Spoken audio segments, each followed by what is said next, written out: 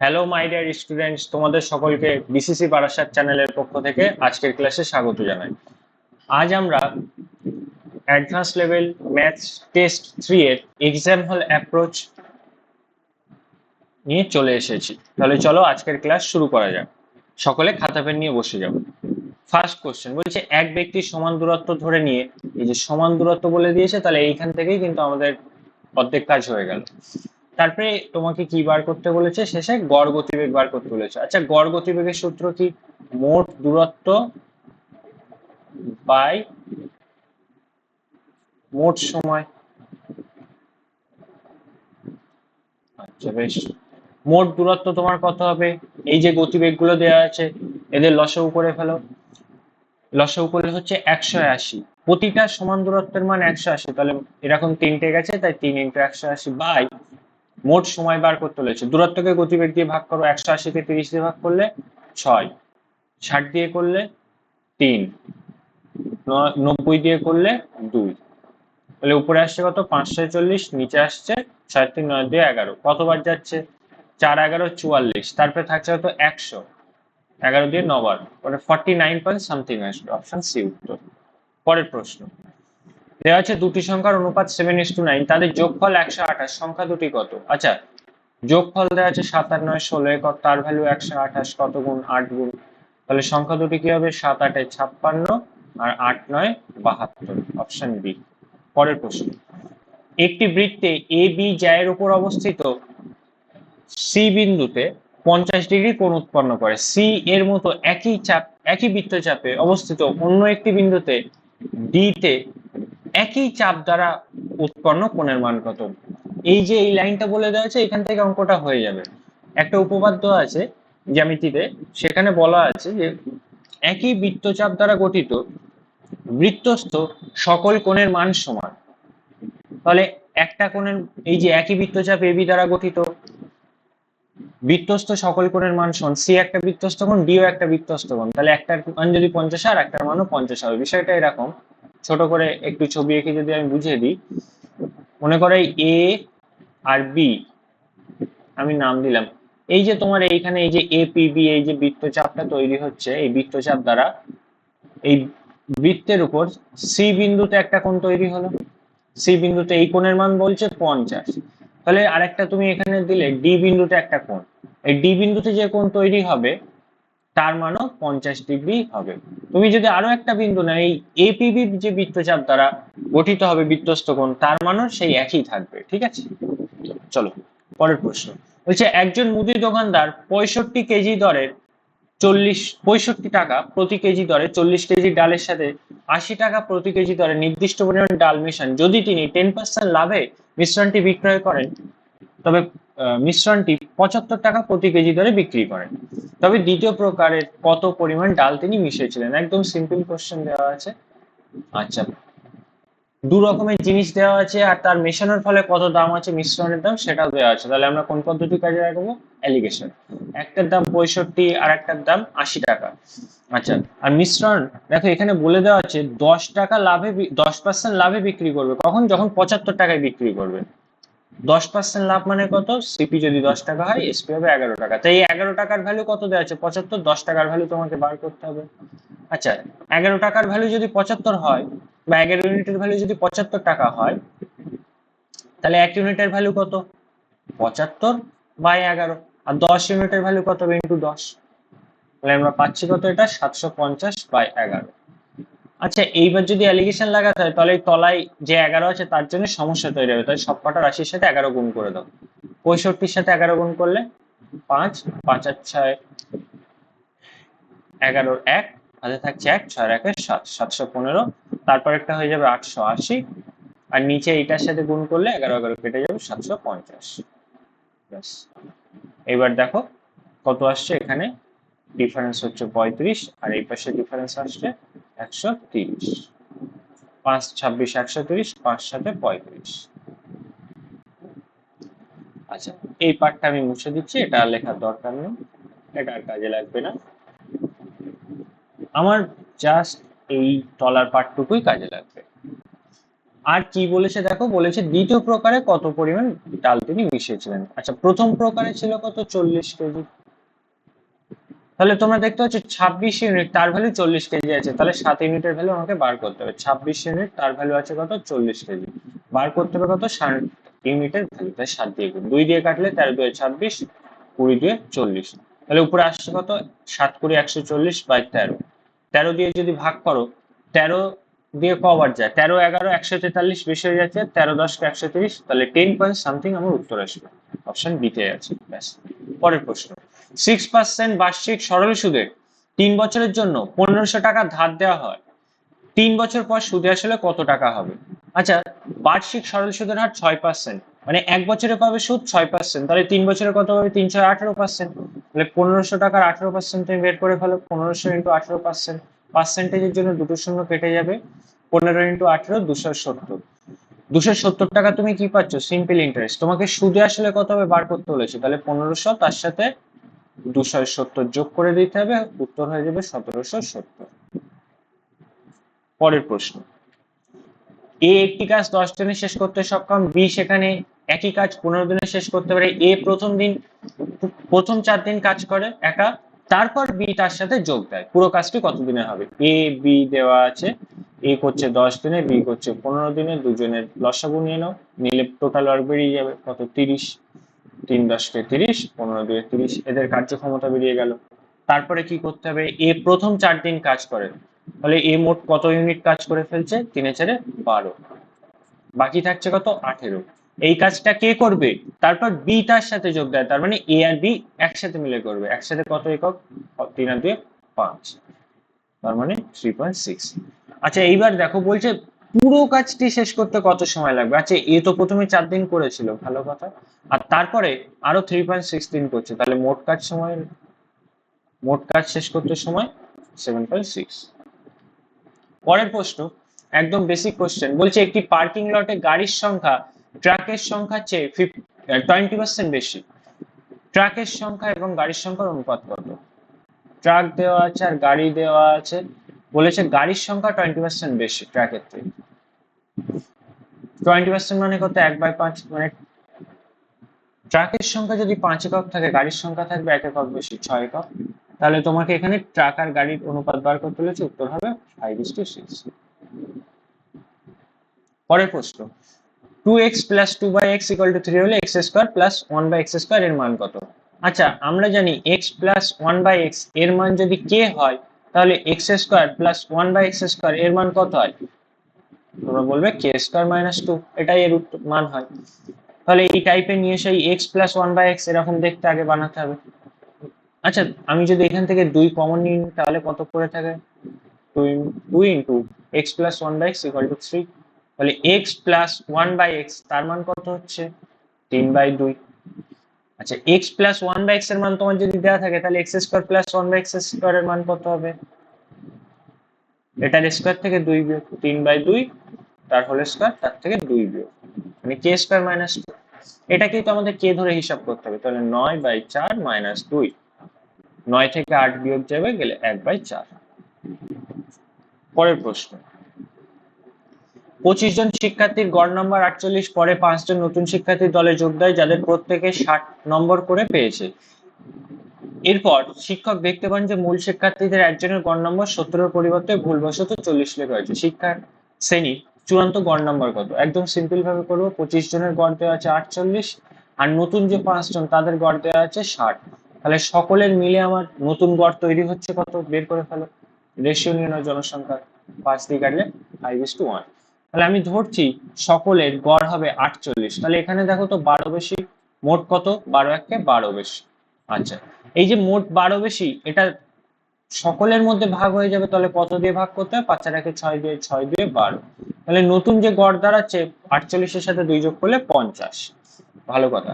এইবার এইখানে দেখো একটা লাইন দেওয়া আছে, শিক্ষক দেখতে পান একজনের নাম্বার 70 এর পরিবর্তে ভুলবশত 40 লেখা আছে, তাহলে এখানে 30 কমে গেছে। তাহলে সঠিক হবে কখন, তুমি যখন এই 30 নাম্বার বাড়িয়ে দেবে। আচ্ছা, 30 নাম্বার তো মোট বাড়ছে, কিন্তু আমার নতুন গড় বার করতে বলেছে, তাই তো? তাহলে কি করতে হবে, 30 যে নাম্বারটা বাড়ছে সকলের মধ্যে ভাগ করে দিতে হবে, মানে সকল শিক্ষার্থী, তো সকল শিক্ষার্থী বলতে 25 আর 5 30 জনের মধ্যে ভাগ করে দাও। এক, নতুন গড় হবে 51। অপশন সি উত্তর। পরের প্রশ্ন, একটি সোফার চিহ্নিত মূল্য 5000 এবং এটি 10%, একটি 10% নির্দিষ্ট শতাংশের পরপর দুটি ছাড়ের পর এটি 4250 বিক্রি হয়। দ্বিতীয় ছাড়ের পরিমাণ কত? ছিল কত? 5000 টাকা। প্রথম ছাড় 10% দিচ্ছে, 10% এর ফ্র্যাকশন ভ্যালু কত? 1/10, মানে 10 টাকার জিনিস 1 টাকা ছাড় অর্থাৎ 9 টাকায় বিক্রি করছে। দ্বিতীয় ছাড় তোমাকে বার করতে হলেছে, মনে করো এই টাকার জিনিস 2 টাকায়। ফলস্বরূপ দাঁড়াচ্ছে কত জিনিসটার এসপি? 4250। কাটাকুটি করো, ডান পাশে আর বাম পাশে একটা শূন্য কেটে যাবে, উপরে নিচে একটা শূন্য কাটবে। আচ্ছা, আর কাটছে? হ্যাঁ, দুই পাশে কাটাকুটি করতে পারো। 25 দিয়ে কাটবে, 25 16 25 400, 17 25 425, 25 দিয়ে 50। তাহলে আসছে কত? বি বাই এ সমান, তলায় আসবে এই যে 9 2 18, ডান পাশে তলায় চলে আসবে, উপরে যাবে 17। অর্থাৎ 18 টাকার জিনিস 17 টাকায় বিক্রি করা হচ্ছে, 1 টাকা ছাড় দিচ্ছে। তাহলে দ্বিতীয় ছাড়ের পরিমাণ তুমি কত পাচ্ছ? 1/18। পার্সেন্টেজে করার জন্য ইন্টু 100%। 2 দিয়ে কাটলে 9, 2 দিয়ে কাটলে 50, 50 কে 9 দিয়ে ভাগ করলে কত? 5 9 45, তাহলে 5 পয়েন্ট সামথিং তোমার উত্তর আসবে। পরের প্রশ্ন। আচ্ছা, এ বি সি যথাক্রমে 24 36 72 দিনে একটি কাজ সম্পন্ন করতে পারে। এই প্রতিদিন কাজ করে, বি ও সি প্রতি চতুর্থ দিনে তাকে সাহায্য করে। এই জায়গাটাই তোমাকে লক্ষ্য করতে হতো, কতদিনে কাজটি সম্পন্ন হবে। এ বি সি 24 36 আর 72, তাহলে মোট কাজ কত হবে? এদের লসাগু 72। কার্যক্ষমতা বের করে ফেলে এদের, 3 24 72, 36 2 72, 72 1 72। এবার ভাষাটা কি বলেছে দেখো, এ প্রতিদিন কাজ করে এবং বিওসি প্রতি চতুর্থ দিনে তাকে সাহায্য করে।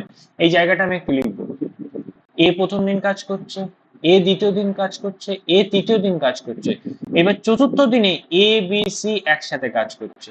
এইটাই হচ্ছে আমাদের বোঝার জায়গা। তাহলে এ 3 3 3 করলো, পরের দিনে কত একক কাজ হবে? তিনজনের একসাথে 6 একক কাজ। তাহলে মোট 4 দিনে কত একক কাজ হচ্ছে বলতো? 3 3 9 আর তার সাথে 6 যোগ করলে 15, মোট 15 ইউনিট কাজ আমার হচ্ছে 4 দিনে। আমাকে যেতে হবে কত? 72 ইউনিট কাজের কাছাকাছি। কত গুণ করলে যাওয়া যায়? আচ্ছা, 4 15 60 যদি তুমি করো তাতেও হয়। 4 15 60 করলে তোমার 72 এর কাছাকাছি যাওয়া যাচ্ছে, কিন্তু অনেকটা গ্যাপ থাকছে। তাহলে আমি যদি 5 15 75 করি, এটা আরো কাছে যাচ্ছে, 72 এর অনেক কাছে চলে যাচ্ছে। দুই পাশে তাহলে 5 গুণ করে দাও, 5 4 20 দিন আর 5 15 75 দিন। এই 75 ইউনিট, এটা 75 একক কাজ হলো। আচ্ছা ভাই বলো তো, আমার কাজ মোট করার কথা ছিল কতটা? 72 একক, করছে কত? 75 একক, তাহলে আমাকে 3 একক কমাতে হবে। আচ্ছা, 3 বিয়োগ করে দাও। এই যে 3 একক কাজ কমাবে, শেষ দিন কারা কাজ করেছিল? এবিসি একসাথে, তাহলে এবিসি কার্যক্ষমতা দিয়ে ভাগ করে দেবে। 3/2 মানে 1/, 3/6 মানে 1/2। তাহলে 20 থেকে হাফ বিয়োগ গেলে কত? 19.5 ডেজ। পরের প্রশ্ন, একজন ব্যবসায়ী দুটি পণ্য 960 টাকায় বিক্রি করেন। এই যে 960 টাকায় বিক্রি করেন প্রতিটি, এটার মানে কি বলতো? দুটি পণ্যের বিক্রয় মূল্য সমান, সেম এসপি। এই জিনিসটাই হচ্ছে এখানে বোঝাতে চাইছে, টাকাটা আর কোনো কাজের জন্য দেয়নি। একটিতে 20% লাভ করেন, অন্যটিতে 20% ক্ষতি করেন, তার সামগ্রিক লাভ বা ক্ষতির শতাংশ কত? আচ্ছা, দুটি জিনিস একই দামে বিক্রি করেন, একটিতে x% লাভ করেন, অপরটিতে x% ক্ষতি করেন, তাহলে তার সামগ্রিক লাভ বা ক্ষতি কত হয়? x² বাই 100% লস হয়, তাহলে 20² বাই 100%, এটা কি হয়? ক্ষতি হয়, অর্থাৎ 4% লস। ব্যাস এইটুকুই করতে হতো। 20টি সংখ্যার গড় 45, যাদের প্রতিটি সংখ্যা 7 করে কমানো হয়, তবে নতুন গড় কত হবে? সংখ্যার সাথে যে কাজ করা হবে তাদের গড়ের সাথেও সে একই কাজ করতে হবে। তাহলে প্রতিটা সংখ্যা 7 করে কমছে, তাহলে গড় কত কমবে? 7 করে। 45 থেকে 7 কমলে 38। পরের প্রশ্ন, একটি সুষম বহুভুজের প্রতিটি বহিঃকোণ 60 ডিগ্রি হলে বহুভুজটির বাহুর সংখ্যা কত হবে? আচ্ছা, আমরা জানি বহিঃকোণ মানে এক্সটেরিয়র অ্যাঙ্গেল সমান 360 ডিগ্রি বাই এন। ই মানে এক্সটেরিয়র অ্যাঙ্গেল, এর জায়গায় 60 বসাও, 360 বাই এন। 60 দিয়ে কাটাকুটি করলে 6, তাহলে এন এর মান কত আসছে? 6। পরের প্রশ্ন, টি এবং ইউ একটি ব্যবসা শুরু করে। টি বিনিয়োগ করে 40,000 টাকা, 3 মাস পরে ইউ বিনিয়োগ করে 60,000 টাকা। আরো 3 মাস পর টি তার মূলধন দ্বিগুণ করে। যদি ব্যবসাটি 12 মাস চলে তবে টি এবং ইউ এর লাভের অনুপাত কত? আচ্ছা, আমাদের তো বিনিয়োগ যে অর্থটা করছে তার অনুপাত নিতে হবে। তাহলে অনুপাত যখন নিতে হবে, যতগুলো রাশি কমন আছে কেটে দাও, 4টে করে শূন্য কমন আছে কেটে দাও, আর 2 দিয়ে কাটলে 2 থাকবে, 3 দিয়ে কাটলে 2 দিয়ে কাটলে 2 2 4, 3 2 6। কে কে আছে? টি আর ইউ আছে, তার মানে 2 টাকা দিচ্ছে আর ইউ দিচ্ছে 3 টাকা। এটাই গেল। এইবার কি বলছে দেখো, ভাষাটা বলছে 3 মাস পর ইউ যোগ দেয়। 3 মাস পর, মোট 12 মাস চলে ব্যবসাটা, তাহলে 3 মাস পরে যদি দেয়, ইউ এর টাকা ক মাস চলবে? 12 থেকে 3 বিয়োগ করলে 9 মাস। আচ্ছা, আরো 3 মাস পর টি তার মূলধন দ্বিগুণ করে। তাহলে এই টি এর 2 টাকা যে দিয়েছিল সেটা ক মাস চলছে? এই যে প্রথমে 3 মাস, আরো 3 মাস, মানে 6 মাস চলছে। করলো। তারপর কি করছে? টি তার মূলধন দ্বিগুণ করবে। আগে ছিল 2 টাকা, পরে করবে 4 টাকা, মোট 6 মাস। আরো 6 মাস চলবে 4 টাকা। তাহলে এখানে পাচ্ছ কত? 6 2 12 আর 4 6 24, 36 যোগ করলে আর এটা হবে 3 9 27, 9 দিয়ে কাটলে 3 বার যাবে, 9 দিয়ে কাটলে 4 9 36, 4:3। টি এবং ইউ এর লাভের অনুপাত 4:3। পরের প্রশ্ন বলছে, একজন দোকানদার তার পণ্যের দাম 20% বাড়িয়ে চিহ্নিত করেন, তারপর 10% ছাড় দেন। যদি ক্রয় মূল্য 500 টাকা হয় তবে বিক্রয় মূল্য কত? আচ্ছা, সিপি, এমপি আর এসপি রেশিও লিখে নাও। বলছে একজন দোকানদার তার পণ্যের দাম 20% বাড়িয়ে চিহ্নিত করেন। 100 টাকার জিনিস 20% বাড়াবে, 100 টাকায় 20 টাকা বাড়লে এমপি হবে কত? 120 টাকা। তারপর ছাড় দেন 10%। আচ্ছা, মার্ক প্রাইসের উপরে তো ছাড় দেওয়া হয়, তাহলে 120 টাকার উপরে 10% ছাড় দিচ্ছে, মানে কত? 12 টাকা ছাড়। 12 টাকা ছাড়, তাহলে 120 থেকে 12 বিয়োগ করলে 108 টাকা হবে তার সেলিং প্রাইস। আচ্ছা, তাহলে বিক্রয় মূল্য কত বার করতে বলেছে। আচ্ছা, সিপির ভ্যালু দেওয়া আছে কত? 500 টাকা। এই 100 ইউনিটের ভ্যালু 500 টাকা, 5 গুণ। তাহলে এসপির ভ্যালু কত হবে? 5 গুণ, মানে 540 টাকা।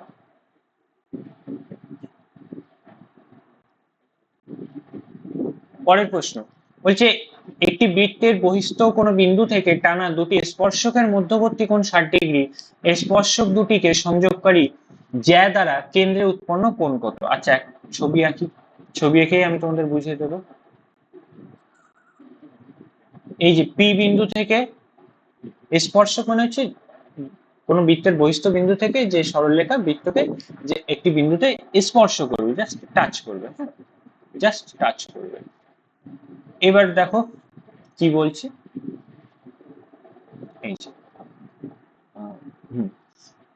স্পর্শক দুটিকে সংযোগকারী জ্যা, ঠিক আছে, কেন্দ্রে উৎপন্ন কোণ কত বার করতে বলেছে। জ্যা দ্বারা কেন্দ্রে উৎপন্ন কোণ কত?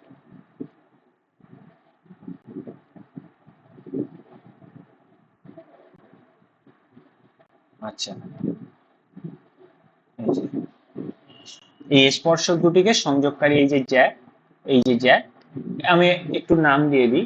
মনে করো এ বি, এই এ বি দ্বারা কেন্দ্রে উৎপন্ন কোণ কত, মানে এই কোণটার মান যদি আমি ও দিই, তার মানে তোমাকে বার করতে বলেছে এ ও বি কোণের মান। ঠিক আছে। আচ্ছা, এটা না ডিরেক্ট সূত্র আছে, বা তোমরা বলতে পারো ডিরেক্ট ট্রিক্স আছে একটা সরাসরি। কিরকম বিষয়টা? বিষয়টা হচ্ছে এই রকম, যদি আমরা চিত্র অঙ্কন করি সেই ক্ষেত্রে এই পি কোণের মান যদি থিটা হয়, তাহলে এ ও বি কোণের মান হবে 180 মাইনাস থিটা। এই যে স্পর্শকের মধ্যবর্তী কোণ দেওয়া আছে 60 ডিগ্রি, মানে থিটার ভ্যালু দেওয়া আছে 60 ডিগ্রি, তাহলে 180 থেকে 60 বিয়োগ করলে কত হবে? 120 ডিগ্রি। এটা একটা পদ্ধতি গেল। আরেকটা অল্টারনেট মেথড আমি যদি তোমাদের বলি কিরকম হয়, দেখো নর্মালিও করা যায়। এই যে এইখানে তোমাদের দেখতে পাচ্ছ, এই যে ব্যাসার্ধের সাথে স্পর্শক যে বিন্দুতে টাচ করেছে, এই যে এ বিন্দুতে টাচ করেছে, এইখানে যে কোণটা তৈরি হয় এদের মধ্যবর্তী কোণ, সেটা হচ্ছে 90 ডিগ্রি। এটা দিয়েও একটা ট্রিক্স কিন্তু তৈরি হয় বা কনসেপ্ট তৈরি হয়। কি কনসেপ্ট? বৃত্তের ব্যাসার্ধ এবং স্পর্শকের মধ্যবর্তী কোণ কত। বৃত্তের ব্যাসার্ধ এবং স্পর্শক যেখানে টাচ করেছে তার মধ্যবর্তী কোণ কত। বৃত্তের এই যে ব্যাসার্ধ এই যে ও এ ব্যাসার্ধ আর এই যে স্পর্শক, এদের মধ্যবর্তী কোণ সর্বদা 90 ডিগ্রি হয়, তাহলে এই তলার কোণটাও 90 ডিগ্রি হবে। তাহলে তোমরা দেখতে পাচ্ছ এ ও বিপি, এই যে চতুর্ভুজ তৈরি হয়েছে, তার চারটে কোণ মিলে 360 ডিগ্রি হওয়ার কথা ছিল, এ আর বি মিলে অলরেডি আমার 180 চলে এসেছে, তাহলে বাকি দুটো মিলে 180 হবে। তার মধ্যে একটা যদি 60 হয়, বাকিটা হবে 180 থেকে 60 বিয়োগ করলে 120। এইভাবেও তোমরা ভাবতে পারো। ঠিক আছে, দু রকম ভাবে শিখিয়ে দিলাম। আচ্ছা, এইবার দেখো কি বলছে, ব্যাসার্ধ একই রেখে যদি একটি কোণের উচ্চতা দ্বিগুণ করা হয়, আয়তনে কি পরিবর্তন হবে? আচ্ছা, আয়তন, চোঙের আয়তন, কোণের আয়তন বলেছে, কোণের আয়তন সমান কি, ভলিউম সমান 1/3 পাই আর স্কয়ার ইন্টু এইচ। এইবার দেখো এখানে 1/3 এটা একটা ফিক্সড রাশি, তাহলে আমার দেখার দরকার নেই। এই যে আয়তনে কি পরিবর্তন হবে, কি পরিবর্তন হবে সেটা আমাদের বার করতে হচ্ছে, মানে কত গুণ হবে। এই টাইপের কোশ্চেনের ক্ষেত্রে এই যে সমস্ত কনস্ট্যান্ট রাশি আছে, মানে যাদের মান নির্দিষ্ট, তাদের নিয়ে আলোচনা করার দরকার নেই। তারপরে আরেকটা কি বলেছে, ব্যাসার্ধ একই রেখে দেওয়া হচ্ছে, কারণ ব্যাসার্ধ ফিক্স থাকছে, এটাও আমাদের দেখার দরকার নেই। কারণ ভলিউম কার সাথে সমানুপাতি হবে, উচ্চতার সাথে। আচ্ছা, এইখানে দেখো বলে দেওয়া হচ্ছে উচ্চতা দ্বিগুণ করা হচ্ছে, তাহলে আয়তন কি হবে, দ্বিগুণ হবে, ডবল হবে, ব্যাস এইটুকুই।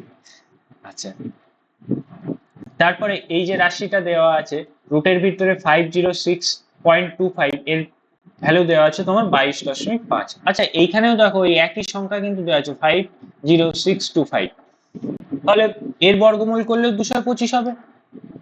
আচ্ছা, এইবার আমাদের দশমিক অ্যাডজাস্টমেন্ট করতে হবে, দুটো দুটো করে জোড় নিতে হয়, বা তোমরা এরকম ভাবে ভাবতে পারো, ডান দিক থেকে যে ক ঘর পরে দশমিক থাকবে, বর্গমূল যখন করবে তার অর্ধেক করে দেবে। তাহলে 1 2 3 4 5 6 7 8, ডান দিক থেকে 8 ঘর পরে দশমিক আছে, তাহলে অর্ধেক করে দিতে হবে, যেহেতু বর্গমূল বলেছে। তাহলে অর্ধেক করলে ডান দিক থেকে 4 ঘর পরে দশমিক থাকবে, 0.0225, অপশন সি উত্তর। পরের প্রশ্ন হচ্ছে, একটি শঙ্কু আকৃতির নজলের উচ্চ আয়তন 231 সেমি কিউব, ভূমির ব্যাসার্ধ 3.5 সেমি, তির্যক উচ্চতা কত নির্ণয় করো? আচ্ছা, শঙ্কুর আয়তন কত, 1/3 পাই আর এর স্কয়ার এইচ, তার ভ্যালু দেওয়া আছে 231। ঠিক আছে, মান বসাও, পায়ের মান কত, 22/7, আর এর মান কত, ভূমির ব্যাসার্ধ দেওয়া আছে 3.5, এটাকে না হিসাবের যাতে সুবিধা হয় তাই 7/2 লিখবো, 7/2 into 7/2 equal to into H equal to 231। আচ্ছা, এবার কাটাকুটি করো, 7 দিয়ে 7 কাটবে, 2 দিয়ে কাটলে 11, 11 ইন্টু 21 231, 7 দিয়ে 3 বাদ যাবে, তাহলে এইচ এর মান কত আসবে, 3 2 6, 3 6 18। এই যে কোনাকুনি গুণ করে দিলে এইচ এর ভ্যালু কত হলো, 18। বেশ, আর কি বলেছে, শঙ্কুর তির্যক উচ্চতা নির্ণয় করো।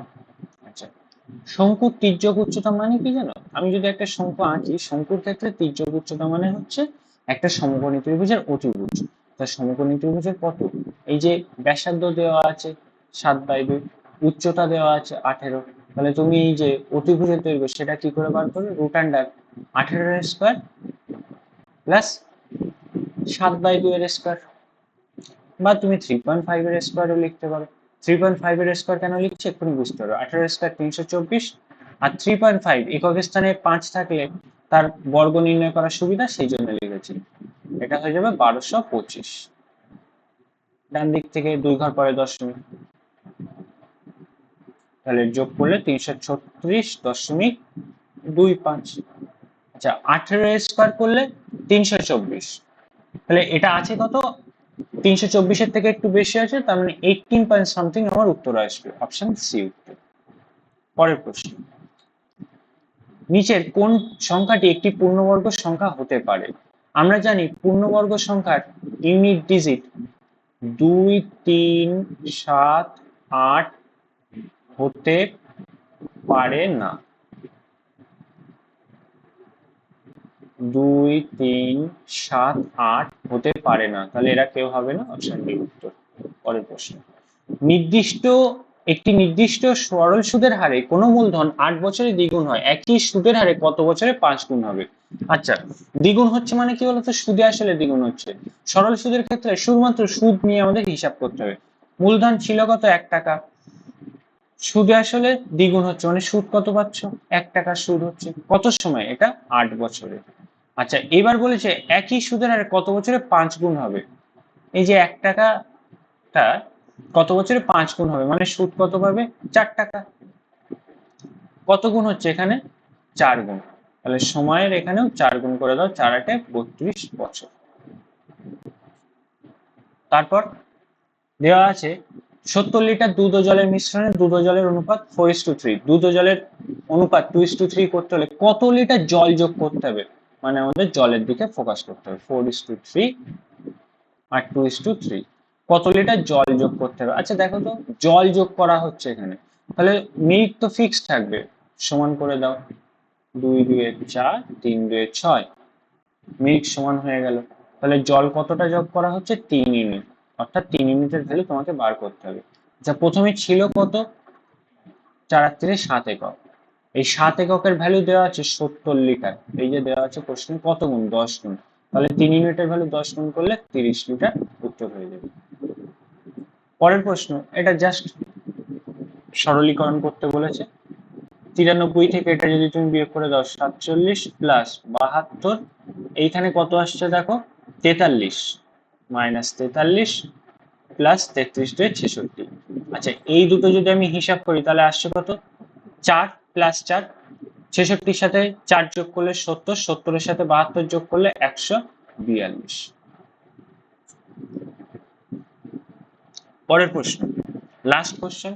একটি বিমান 2 ঘন্টায় 1200 কিমি পথ অতিক্রম করে, একই দূরত্ব 3 ঘন্টা অতিক্রম করে, তে এর গতিবেগ শতকরা কত কমাতে হবে? তো আমরা জানি distance equal to speed into time. Distance যদি ফিক্সড থাকে তাহলে স্পিড আর টাইমের রেশিও রিভার্স হয়, মানে গতিবেগ আর সময় এদের অনুপাত ব্যস্তানুপাত হয়। সময়ের অনুপাত কত দেওয়া আছে? 2:3। তাহলে স্পিডের অনুপাত কত হবে? 3:2।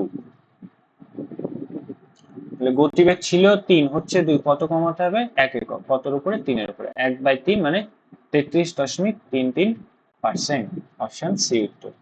ক্লাসটা এই পর্যন্ত দেখার জন্য থ্যাংক ইউ। ক্লাসটি যদি ভালো লেগে থাকে অবশ্যই একটা লাইক করে দেবে আর চ্যানেলটিকে সাবস্ক্রাইব করে দেবে। দেখা হচ্ছে নেক্সট ক্লাসে।